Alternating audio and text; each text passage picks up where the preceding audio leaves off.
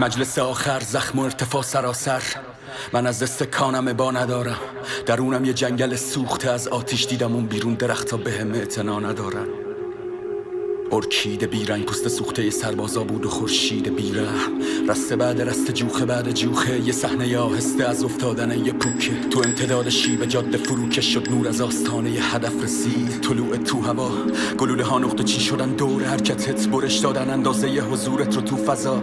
گفتم بشکنید عقربه ها رو تا نگه دارید زمانو از 12 انفجار. سر جوخه از پشت عینکش نگاه میکرد که احمق زمان بزرگ، ساعت رو بذار کنار.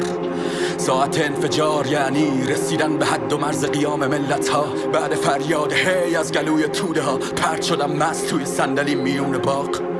این بیرون بهتره تو باد سرد. موافقم، آخرای لحظه های خونین تن بیمارم و محکم با قدرت کوبیدم به دیوار.